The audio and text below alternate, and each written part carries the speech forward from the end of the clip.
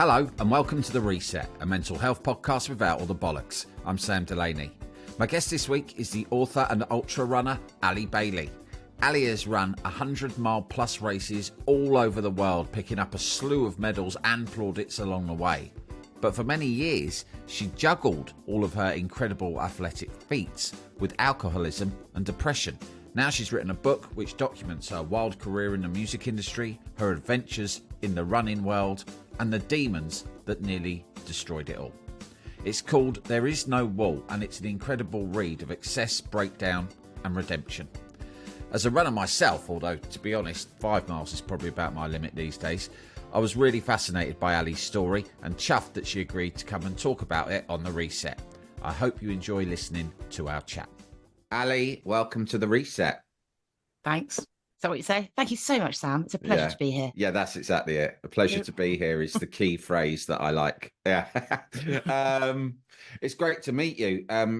I can see behind you a outrageous number of medals hanging casually from a coat rack behind you.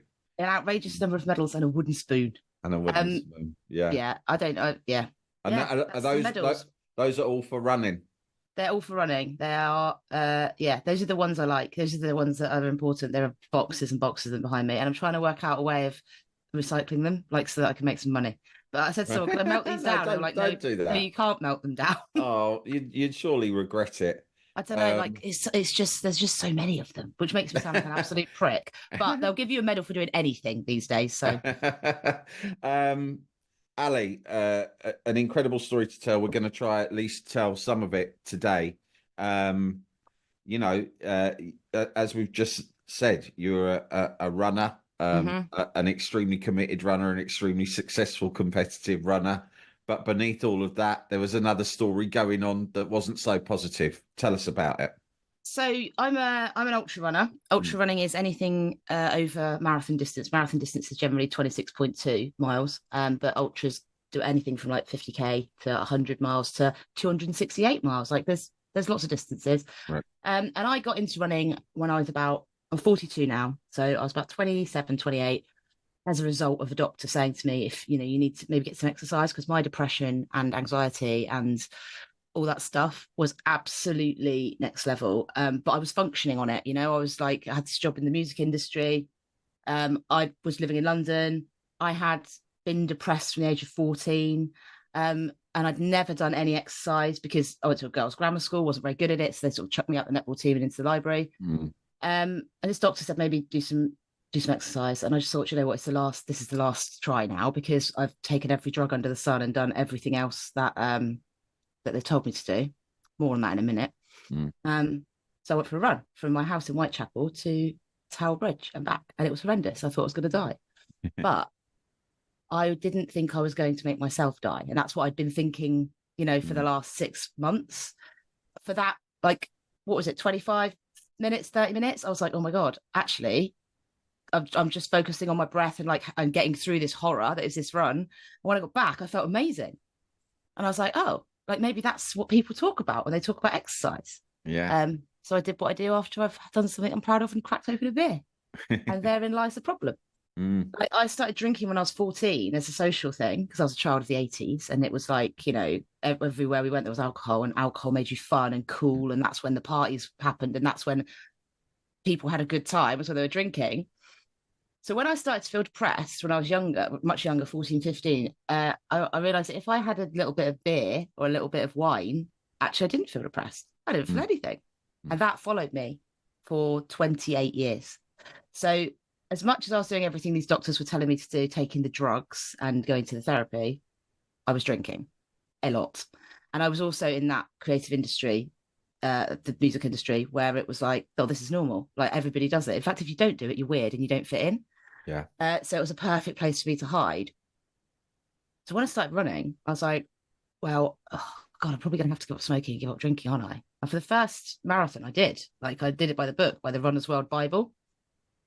But after that, I did the marathon. I finished it for about 4 minutes. I felt proud of myself. Then I started to beat myself up about the time, because I thought that the running would save me. I thought that like the marathon would change me as a person, and I'd come out of it and suddenly be this like incredible like athlete who didn't drink and didn't smoke and was happy and was well, but didn't. So I was like, oh, I need to do that again, don't I? So then, to cut a long story short, it escalated quite quickly, and the more I did this stuff, the less I was sort of getting out of it. So I started to, it wasn't an addiction, but it was like the behavior of an addict. It was like clawing to find this next little tiny hit of serotonin or pride. And that meant I went from road running, marathons, to trail running, which is a gateway drug. People, be careful of the trails, because Jesus Christ, once you get on them, it's over for you. So like ultra running, because in ultra running, people don't care about time. You can eat cakes. You can also drink a lot of beer because it's quite social. To then bigger ultras. And I was going from like 25-mile trail runs to 30-mile trail runs to 50-mile trail runs to 350-mile trail runs in a year to 100-milers and then eventually in 2017, my apex year of horror of mental health, alcoholism, and running, I did 52 ultras and marathons in a year. Wow. Not because I was like, I'm going to raise money for charity or anything like that, just because I was desperately like trying to not top myself. And I thought if I kept doing this stuff, something would change. But underneath all of it was the alcoholism. And people are like, what? And I'm like, honestly, up until 2.5 years ago, I was drinking. I was an alcoholic, a complete alcoholic, not just a little one, a big one. And I was functioning on a really high level. That included running 100-mile ultras. People are like, what? Would you be drinking? Would you be drunk whilst running? Yeah. So like my first 100-miler was in Goring.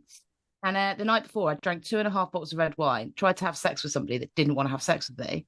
I went to sleep at 2:30 in the morning. And then I got up, I handed over my kit bag, and I ran 100 miles in under 24 hours. Wow. And it was horrendous, but it was always going to be horrendous because it's 100 miles. And the thing about the booze was I felt nothing for like 20 odd years. The only thing I felt was deep, deep, deep sadness and worry about my future. I just like that empty feeling you get, when you're just like, there isn't really anything there. It's like shouting into a dark room. So it's really a nothing feeling. And actually, and I've said this before, doing ultras now is way harder because I feel everything. I'm sober now. I've been sober for 2.5 years, and you feel everything. You feel every little bit of pain, physical pain, every little bit of mental pain. Whereas when I was on the booze, it was like I just feel nothing. Like I'm like a fucking brick wall. So I would crack on. I would even drink during the race. And I'd have it in my drop bag and be like, sports wine. Look at my unique selling point. I have a sports wine and a cigarette. People think I'm super cool. Oh, wow. Nobody thought I was super cool. But were people aware of it? Were you secretive, or did you almost celebrate the fact that you were able to do that? It was, so the smoking was like, I was like, I don't care what people think. I did deeply care what people thought, but I told myself I didn't. The drinking, no. Everybody thought I was super fun and like, Ali likes to drink. But it wasn't like I was dragging myself around the trails vomiting. What I would do, a classic booze hound maneuver, is I would go out for a drink with one person, then move on to the next person. So I'd arrange to meet someone at 7:00, someone at 8:00, someone at 9:00, someone at 10:00. And the night before a race, I do the same thing. So those people thought I was going for one drink with them. But actually, I was going for one drink with everybody. Right. And when I got home, I was finishing off half a bottle of wine. Yeah. It's quite incredible how you can hide it, like really incredible. And you get to the point where you're functioning so highly on it that you're like, if I don't have it, I'm an absolute mess. If I do have it, I know that I'm probably 50%. And if I have too much of it, then that's when I get to be too much. So you really have to regulate, don't you? And I would do a lot of drinking by myself because I would be like, I can't go out like this because I'm absolutely fucked and people will know. Yeah. Yeah. That's a familiar feeling. So did it get worse with the running, or was it like just be clear, was it your drinking was already at that advanced stage and then the running almost covered it up a bit because you thought, well, look what I'm doing alongside it? Or did the two things increase hand in hand? Oh, so the running, like I was like, running will save me because I'd read it would, and like the doctor said it would, and like everybody was like, oh yeah, it was just at that start of the wellness movement, fucking wellness movement, honest to God, man. So there was a little bit of internet going on. There was lots of billboards everywhere. It was like, go and get some exercise, and I was like, right, this will work. Because when you're an addict, and I was addicted to alcohol, you will do anything to prove yourself that it's not to yourself, it's not a problem, right? Like the most ludicrous things, like I don't drink in the morning, or If I did drink in the morning, it's a special occasion, like a festival. But when you're in the music industry, it's always a special occasion. Always. There's always something to be special about. Oh, I've got promo at the Groucho Club. Well, if Matey Boy from this band's having a shot, I might as well have one. I'm being social. I'm doing my job. There's always a reason, right? With the running, I thought, oh, this will be like, I thought it would be a new addiction, sort of. I get really into it, then I won't want to drink anymore. But actually, I used it to validate my drinking. I deserve a drink now. If I go running at work at lunchtime instead of sitting in the pub, then I deserve a drink after work. If you go and run a marathon, what does everybody want to do after London Marathon? They want to meet you in the pub to see your medal. Everybody does it. It's normal. And so there's always a reason. But I basically convinced myself and most people around me, I think, that I was okay because I was doing these incredible endurance feats. And I'm talking like world firsts. I'm talking like, adventure runs, which no one else has ever done before. Like I was pushing the envelope to the fucking end of the envelope pockets. But the whole time there was this addiction that was like, I have to have the alcohol. I have to have the alcohol. And when I couldn't have it, and there were times I couldn't have it, like when I was in the middle of the fucking jungle in Panama or like in the middle of a desert in Namibia, that's when my brain started to go, I think there might be a problem here. And it was, so I've written a book, the book's called There Is No Wall, and it's about this explosion basically, because it happened over a number of years, the realization that this is a fucking huge problem. And it still took me 5 or 6 years. In fact, it took me reaching absolute rock bottom for me to go, that is the one thing I have to stop in order to try and get well. So like, as much as running didn't save me, it bought me that time to work out that I had to save myself. Without it, without running, I can 99.8% tell you that I will be dead. But you had to, I suppose, what I'm hearing is you have to get to a point where you learn how to use running in a way. If not, it just becomes almost as much of a problem as alcohol or drugs or anything else that we can get addicted to. Exactly. So like the problem, one of the things that one of the narratives that runs through the running addiction stories that you hear is that you replace one addiction with another now, or you have an addictive personality. Now, I think that is not a cool way to look at it, right? If you tell someone they have an addictive personality, you're taking the control away from them, and you're basically making them feel like they can't help it, they are weak, they're at the behest of this addictive personality. Whereas actually everybody has a choice and everybody has control. It just takes support and like to rewire those neural pathways to be able to come out of it and see that it's addiction by its very definition is something that you do that's detrimental to your health, right? Running isn't until for some people it is, when they do way too much of it. But I think it's reductive to say to people, you've replaced one addiction with another. When I was drinking was easy. It was easy, right? Running isn't. It's really hard. I've got to go and do a session today, and I'm like, I really don't want to do it. But I know I will do it because I'm training for something. You have to make the effort. You have to like put a lot of work in. You have to really look after yourself if you want to be a decent runner, right? Drinking, you don't. Any other addiction, you don't. The other thing with addiction is you think you'll die without it.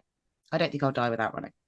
I don't sit on a plane and get all itchy and sweaty because I can't go for a run, whereas I would if I couldn't have a drink, or I would if I couldn't have a cigarette, or I would if I couldn't do something else that like I was addicted to, So the problem, not the problem, but the way it's presented, especially nowadays, and I've got a real hatred of social media, even though it's my fucking bread and butter, is that it's about being better all the time, isn't it? It's about like, be better, be quicker, be skinnier, be faster, be this. It's like this heroic individualism of always like seeking the next goal.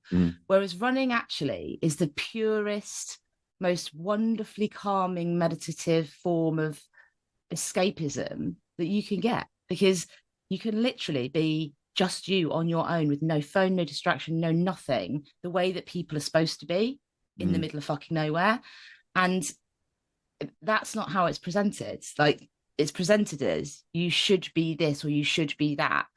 So I found myself, at the start of my running career, trying to improve my times, trying to improve how I looked, trying to be the best, trying to be the coolest.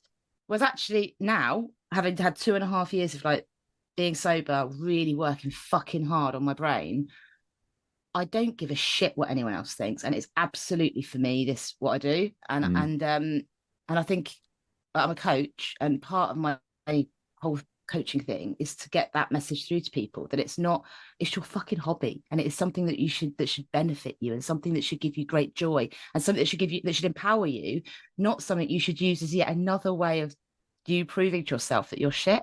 Whereas a lot of people do. I'm not fast enough. I'm too fat. I'm not a runner. I don't fit in. I can't do this. I can't do that. It's like, there's no rule book on runners. There just isn't one. Like, anyone that runs is a runner, and you can do whatever you can run at 13-minute miles, 14-minute miles, 17-minute miles, 6-minute miles. It doesn't matter. It's about what you're getting out of it as a pleasurable hobby. And I think that's the thing that I'm really sort of working towards at the moment with all of my messaging on social media. I've got a speaking tour, I've got the book. It's not going to save you. You have to save yourself. It's not therapy, it's therapeutic. But you can use it in this incredible, it's a great playground for testing the stuff that you learn in the therapy chair. It really is, because the therapist is saying to you, well, do you think it may be more helpful to think about it like this? You can't do that at work, but you can do it on the hill when you're faced with a problem. You're like, your brain's saying to you, you can't do this, you're a piece of shit, you're worthless, everyone hates you. It's like, when you're on the hill, when you don't have your phone, you don't have anyone to help you, to be able to sit there and go, actually, I'm not a worthless piece of shit. I'm just going to keep moving forward. With every step forward I take, I'll be closer to the car or wherever you're going. You literally see that stuff working while you're telling yourself it's not working. And that's one of the things I love about the sport. Like, I'll be running in like 100-mile race and my brain's like, you're tired, you can't do it. How are you going to get there in time for the cutoff? And even as I'm thinking this stuff, I'm actually doing the thing. And there's something I get to the end of the thing and I'm like, well, those thoughts didn't kill me. And I think that's the key thing I've learned, is that I don't have to believe everything I think, but I thought before, when I was drinking, I did have to believe everything that I thought, because I thought they were facts, and they're not. They're just fucking thoughts, aren't they?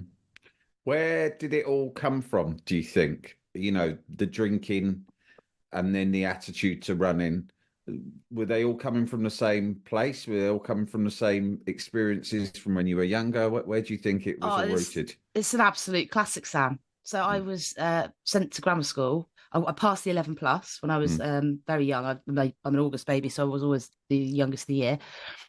I was from a really quite poor working class family, passed the 11 plus, went to grammar school, got there, and it's like, oh my God, it's like Mean Girls on crack. And the first parents' evening, for some reason my mum didn't come, but my dad did. And I loved my dad. I was like, my dad is the apple of my eye. Like, I was the apple of his. I was his only daughter.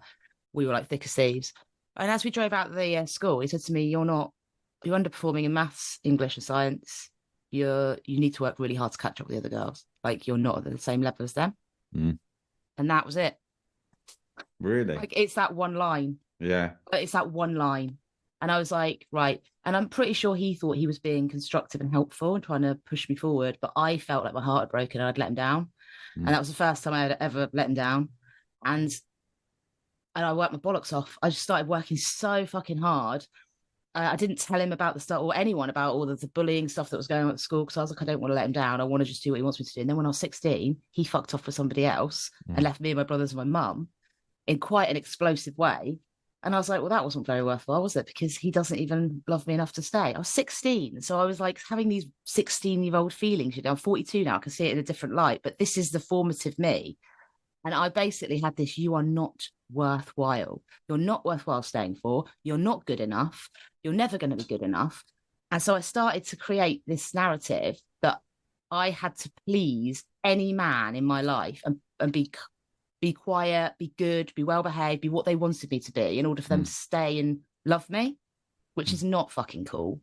So I was doing all sorts of things. But doing those all sorts of things is much easier when you're pissed. And I hated myself so much. And I was so insecure and so like, well, people don't like me, that creating this character behind this booze, either Allie, as she became known, was like, that was the way to do it.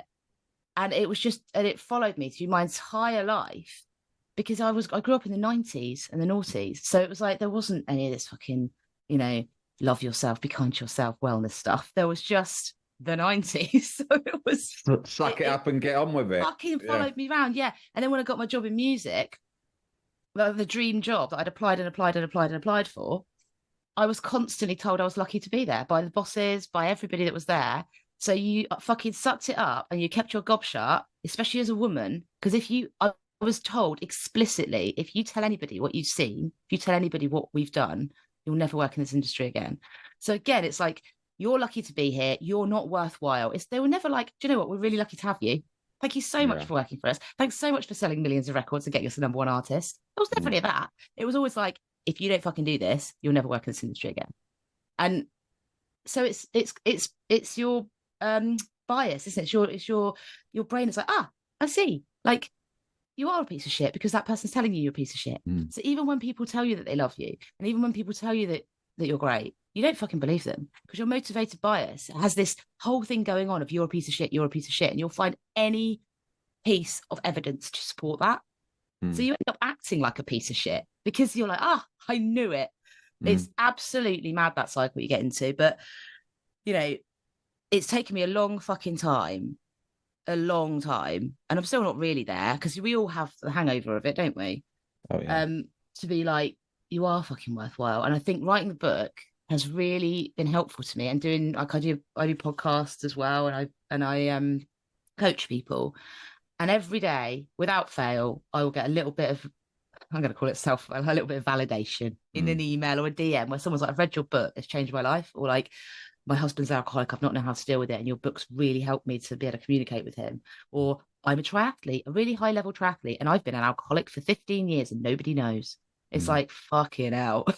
But the fact that is helping people to make a positive change, I feel like that makes me feel like I am worthy. That makes me feel like I do have a place. And the best bit about it is it makes me feel like I have a place when I'm really authentically being myself. I'm not pretending to be someone else. Yeah. What was the key moment then in this, you know, in getting sober and starting to get your head around this stuff? It was a perfect storm. COVID, the first COVID lockdown. The first COVID lockdown was great, actually. It was the second one. I was in a relationship with someone I shouldn't have been in again. And that person was constantly letting me down. So constantly saying they were going to do things and not doing them. And that for me is a huge trigger because it's like, well, I'm not worth your time. Now, I got a new job and that job was up north. So I moved up north and that person said to me, we're moving together, it'll be great. So I moved 300 miles away from my friends and family. And when I got to this little flat, the second lockdown happened. So I was now locked in this flat, basically, with no internet. It was in a little village. There was no internet. There was no phone signal. And I couldn't get the internet because it was COVID times. On my own, with this person that refused to come and see me because they were married to someone else. And no dog. My dog couldn't come and live there because the flat didn't allow dogs. But my job, I was the chief adventurer for an adventure company. So my job was to go out and test routes all over the world running. But I couldn't do that either, could I, Sam? Because it was locked down. So what did I do? I basically retreated into the depressives hole, and I was drinking 2.5 to 3 bottles of rosé a day. But it was okay because it was rosé, and rosé doesn't really count, does it? Because it's just like it's like cordial. I was getting more and more depressed. I was going into that tunnel vision of like the only light at the end of the tunnel is death. Right. I tried a couple of times. Every time was foiled by either the police or like my own hand. Then one day I went, I can't do this anymore. And I said to my friend, I'm done. I'm going to kill myself. That's what I'm going to do today. And she was like, no, you're fucking not. You need to go and get some help now. You need to promise me that you will. And I promised her, and I looked her in the eye and promised her. So I went into my office and I said, I need some help. And then it was like alarm bells went off and everything just shut down around me. And it was like, they put me in a car, they drove me back to Dorset, where I'm from. They gave me back to my best friend, Julius, opened the door of his cottage, put me in, shut the door. And I looked at the dog who was there, and I looked at Julius, and I was like, I just felt nothing at all. Like nothing. I just wanted to die. And the fact that I could look at my own dog and want to die, and just not even, I don't even want to touch her. Like it was that anhedonic state of zero that I think very few people get to, and you don't want to get to it. Sometimes people say to me, I need to hit my rock bottom before I change. And I'm like, you fucking don't. Yeah. It's the worst place you can ever, it's not romantic. It's not like the films. It's not fucking, it is horrific. And I wish I'd never been there because I'm terrified of going there again now. I suppose that's a good thing. But I remember 3 days I slept for in his spare room, and the dog kept coming up, and I was like, I didn't feel anything. And then one day I started to feel like a bit of love for the dog. And I was like, and say this in the book, I had this like ticker tape going through my head of you can never feel like this again. You can never feel like this again. You can never feel like this again. That's all I could think. And I was like, you have to get well. And the only chance you're going to have it getting well is stopping drinking, because you need to be clear-headed to get well. And so that was it. It was like I think 13th of July 2021 was the last time I had a drink. But I drank 2.5 bottles of wine and then was like, we're done now. And it was really fucking hard because I didn't go to AA. I didn't get people around me. I was like, I'm going to do this on my fucking own because I've done everything else on my own. And I did. And I think there's quite a interesting thing around the sobriety movement of you have to have community, you have to have AA, you have to have sponsor, you have to have this. You don't have to have anything. I think what you have to have is belief, and you do have to have people that love you, who look out for you, but you don't have to do anything. I think it frightens people thinking they have to make, I'm going to have to go into a church hall and tell everybody. You don't have to do that. And nowadays there's so much online help. There's so many great people like Sober Dave. There's like loads of great books, loads of great podcasts, loads of great online meetings that you can go to without anyone ever seeing your face or hearing your voice. I think there is that option too. But it, for me, is a non-negotiable. It took me 10 weeks to get to the point where I could actually function as a normal human being again. And in that 10 weeks, I just spent the time doing jigsaws and upholstery chairs. I didn't even go running. Right. Like, I felt like running was part of the problem. But when I did start running again, it was totally different. My relationship with running was totally different. And I was so fucking grateful for running. And I now do it I do it completely differently to how I did it before. And it's resulted in me getting some of the best results I've ever got, in me enjoying it so much more, but actually doing it a lot less. Like I'm doing it way less, but I love it. So what was it like typically in the old days, your running schedule through a week? And what's it like now? It was like as much as you could possibly do, more is best. Right. Which how do you fit that in with a full-time job? Well, you just fucking do, don't you? How do you fit anything in? Like, I would run to work. So I was working in London. So I lived in Hackney, worked at High Street Ken. So I could run on Canal to work. I could run home. I could run at lunchtime. So what have we got? We've got 8 miles. We've got 16 miles, 4 miles at lunchtime. That's 20 miles a day. 2, 4, 6, 8, 10. That's 100 miles a week without the weekend being taken into account. But with the boozing, usually I could only run one way because I wasn't going to run home pissed. And I was always drinking after work. So I would calculate all of this. I would calculate it all. And at the weekends, I'd go somewhere and do a massive ultra. So I'd run like 2,000 miles a year and think nothing of it. And nowadays I'm like, right, I'm a coach. It's my job. I'm a coach, I'm a speaker, I'm a podcaster. My job is to go and talk about running, which is fucking great. So this weekend I'm working. My work involves going to the Brecon Beacons and running 25 miles with a bunch of people. That's not hard. I love that. Like I'm on holiday next week. My holiday involves recceing a race up in Brecon and spending all the time in the hill. Perfect way for doing holiday. So like it has become like, I'm so grateful that I'm alive and so grateful that I'm well and that I can feel. But the other thing I'm grateful for is that I can fucking tell people it's going to be okay. And I can say to people, it doesn't matter it doesn't matter where you are.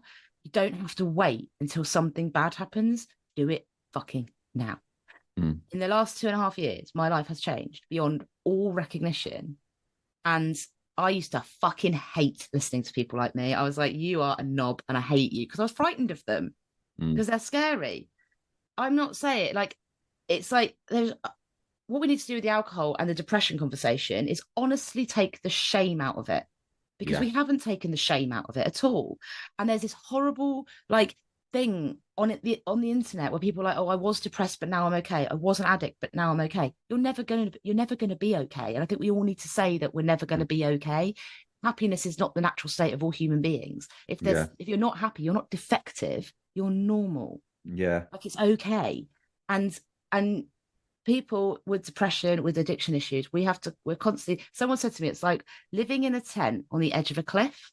So you live in this beautiful tent on the edge of a cliff, and every morning you open the door, but you see the edge of the cliff and you're like, am I going to fall down there today? no, I'm choosing not to fall down there today. I'm just going to be careful that I don't fall down, but I don't want to go down there today.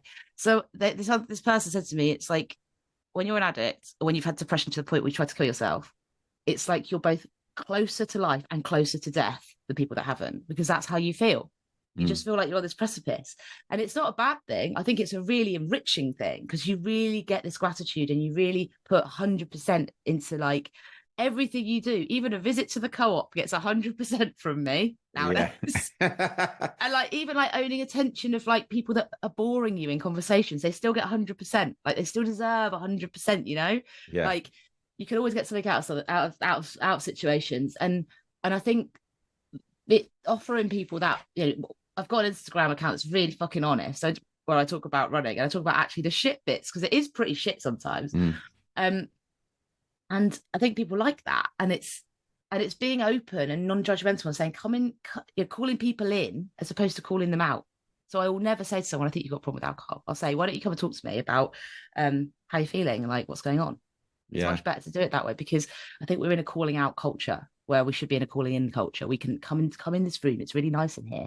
Have a fucking cup of tea. We'll have a chat about it. If we were all a bit more like that, instead of a you're this, you're that, you're broken, you're that, you're whatever, we would all get on a lot better. I mean, you know, people are trying to help when they approach you and say that they think you've got a problem. But from my experience, you know, when you're in that place, you just become so hostile to it and it drives you deeper into it. I mean, is that something, did people try to sort of intervene with you over the years? Oh my God, so many people. So many times. How many times was I found slumped outside my house by my housemate? How many times was I like pulled aside by people and was like, Ali, are you okay? And I would just be like, I'm fine, fuck off. I'd literally fashioned myself into this miserable goth character that everybody thought was quite funny. And that was it. It was like people wouldn't come near me. Like the worst thing was I was in an industry where people would like, when you're hot, you know, when you're doing well, when you're like managing an artist that's really great, or when you're like records doing well, or when they want something from you, you're the belle of the ball. But the minute you're not, you're not. So it's a self-fulfilling prophecy, isn't it? Of like, you know, I felt like people didn't like me, but then people never knew me. People back then never knew me. And even now when I see the people I used to work with, they're like, fuck me, you're like a different person. And I'm like, I know. Like it's really sad that I had to spend so long not being that person. But in the book I write about like at the core of me is the person that I always have been. I was just so frightened. And I think that's the thing.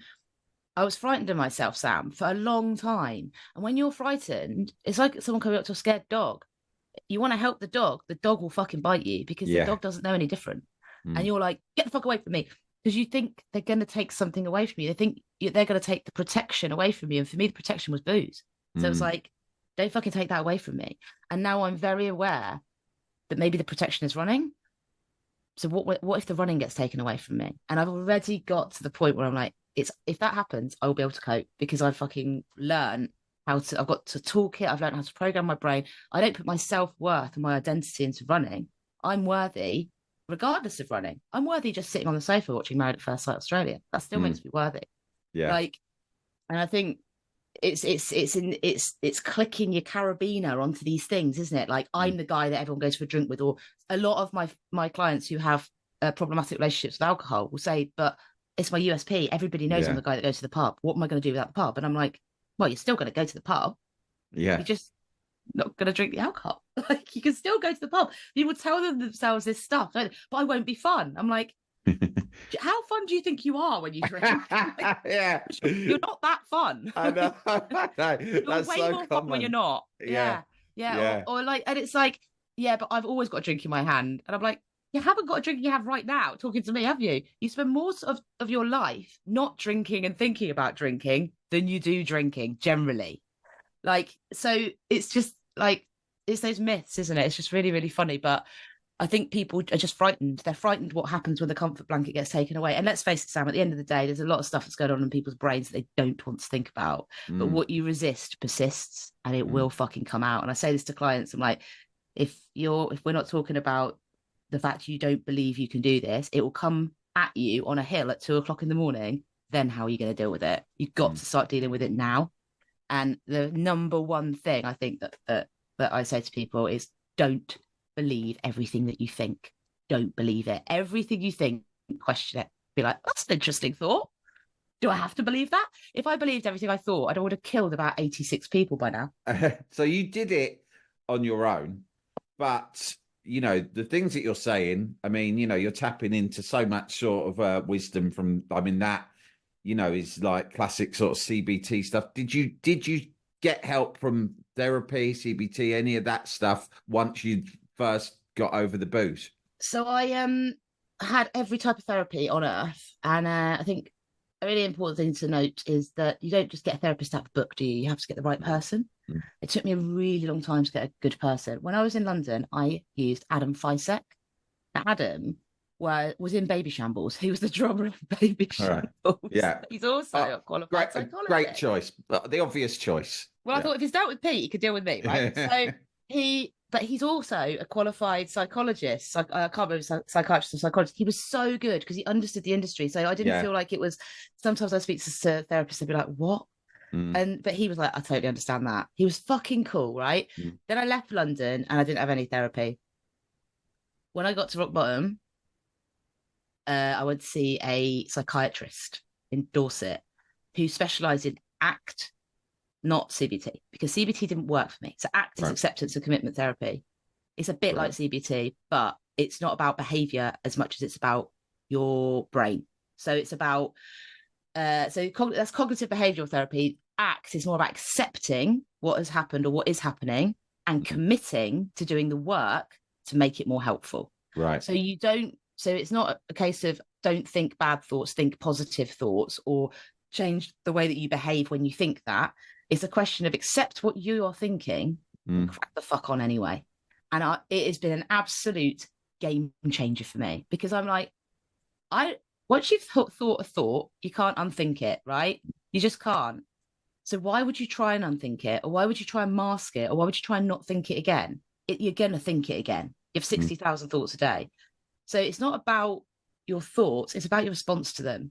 And my response to my thoughts is now totally different because I don't believe all of them. In fact, I don't believe a lot of them.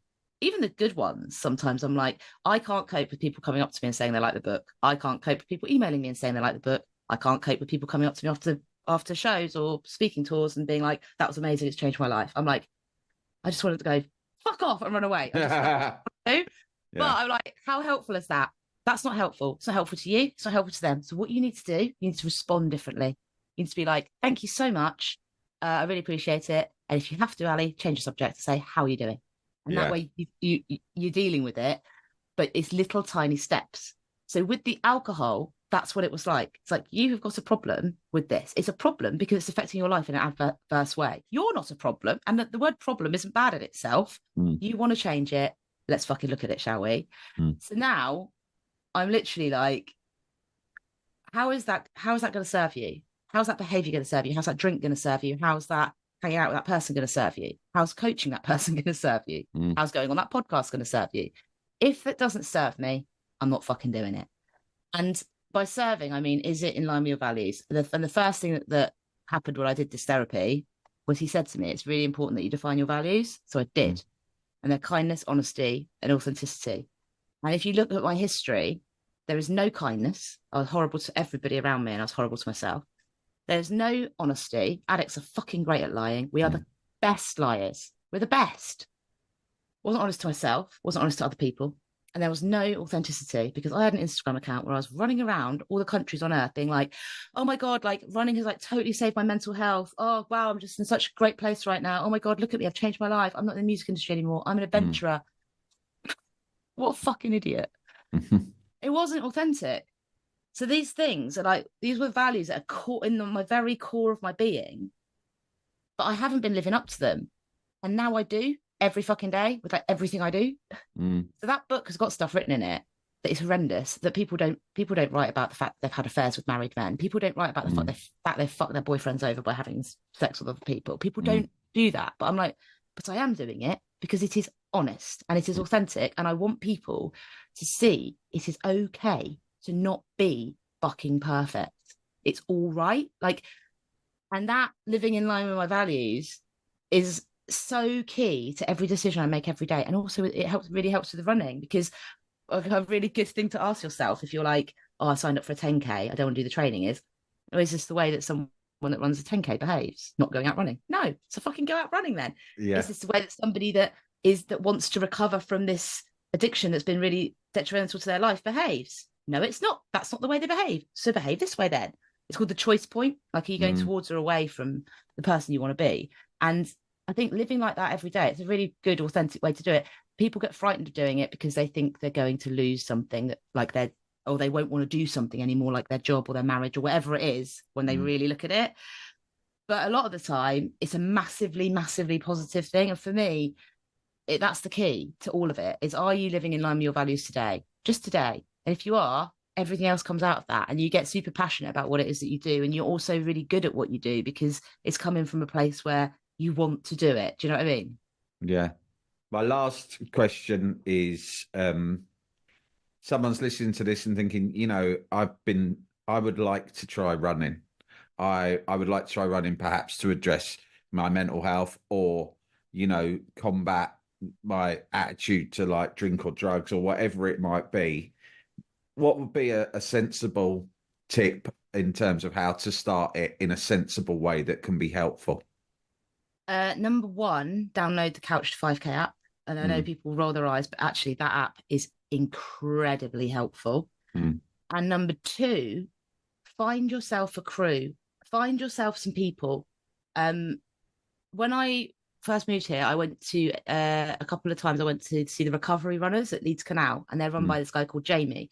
And they're all people in recovery from various whiffles and waffles. They just meet up on a Sunday and do a 5K, 10K or whatever. And it's a bit like going to AA, but you're running. So when you're running, you tend to talk more about like things that you wouldn't talk about in a room. I find that with clients. So I went there a couple of times, and I think that they're expanding. So if you look up Leeds Recovery Runners and get in touch with Jamie, he can probably point you in the right direction of somebody that is local. There's lots and lots of little groups popping up, but finding your people is really, really important. And I've got friends now who I met back in the darkest drinking days on the trails, but they were the people that kind of didn't drink a lot, but they've always been there with me. Because the thing is, when I'm running 100 milers, I'm not drinking, am I? I might be hungover and I might have a drink halfway, but I'm as me as I can be. And those people stuck with me through thick and thin. A couple of them are in the book. And so yeah, take it easy, start little, find your people. It's so easy now online as well to find loads of online running groups and stuff. I run a group called Ultra Awesome, which is on Facebook. And that's got like 3,000 members. They all go on meetup and stuff. And I've also got a podcast called the Bailey and Harding Ultrasound System. And we've got a group because we're all over the world, that podcast. So they sometimes go out and do little park runs together and stuff and support each other. And it's not serious. It's supposed to be fun. Like imagine a nightclub, but without the booze. And that's kind of trail running, because that's what happens. There's like cake, there's like music, we're having a good time, we're having a laugh, you're falling in bogs, it rains. It's great. It's like a phone party, but on the trails. So yeah, I think find your people, but also don't be scared. Like, it's frightening, stopping a behavior that you think has been helpful and knowing it's not helpful. And don't fucking wait for rock bottom. Don't wait for something to happen, because it could be that rock bottom is the last thing that ever happens to you. Yeah, agreed. Beautifully put, and amazing, inspirational stuff, powerful stuff. Thank you ever so much, Ellie. It's incredible listening to your story. I will put links to the book and your podcast and all the other brilliant stuff you're doing in the show notes for this. Thank you so much for your time. It's been a privilege. It's a pleasure. That was Allie Bailey. Her book is called There Is No Wall, Running Won't Save You, and it's out now. I'll put a link so you can buy it in the show notes. You can find out more about her work as a coach and plenty of other stuff at alliebailey.co.uk. That's it for this week. Please subscribe to The Reset if you don't already at samdelaney.substack.com. Until next time, gang, be lucky and don't let the dickheads get you down.